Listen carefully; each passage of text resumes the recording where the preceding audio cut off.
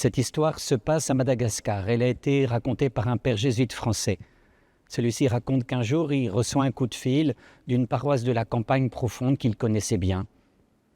On lui dit « Raboba est revenu, Raboba est de retour ». Dans le village, Raboba n'avait pas la réputation d'être un homme très recommandable. Il s'était enfui du village voici 21 ans, après quelques méfaits. Il avait été en prison, et voici qu'il revenait. Quelques jours après, le père reçoit un autre coup de téléphone. Raboba est mort. Il prend alors la voiture pour se rendre au village dans la famille et organiser les funérailles qui commencent traditionnellement là-bas par une veillée funèbre à la maison. Le père jésuite était un peu troublé car il ne savait que dire en public sur cet homme ayant fait beaucoup de mauvaises choses, y compris dans sa famille. Le soir, dans la pièce principale, il voit dans la pénombre la femme de Raboba qu'il salue. Elle tient son petit-fils dans les bras. Il voit aussi le fils de Raboba qui n'a jamais connu son père. Intérieurement, le prêtre murmure « Seigneur, ouvre mes lèvres. Dieu, viens à mon aide. Que vais-je dire comme parole d'espérance à cette famille et à leurs voisins ?» Puis, peu à peu, raconte-t-il, les mots sont venus.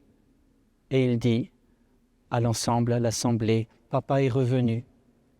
Il est revenu comme l'enfant prodigue. Le père l'a fait rentrer à la maison avant son dernier soupir. Raboba n'est pas perdu pour toujours. Comme les deux larrons, il entend Jésus aujourd'hui lui dire « Tu seras avec moi dans le paradis ». Car il est revenu à la maison et Dieu nous l'a confié. Le père a récité les prières. Le pauvre garçon de 22 ans était en larmes. Le père s'est assis à côté de lui et lui a dit « Tu sais, le Père, Dieu, le Père nous le confie et nous allons l'aider à faire son grand passage. » Et les pleurs du jeune homme se sont taris. L'assistance a chanté les hymnes de circonstance et même des chants joyeux de résurrection. Puis ils sont allés tous dîner pour accueillir la vie nouvelle.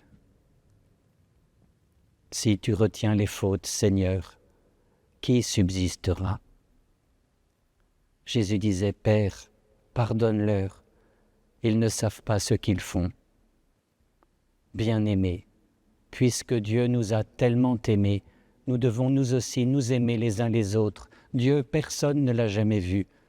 Mais si nous nous aimons les uns les autres, Dieu demeure en nous et en nous, son amour atteint la perfection.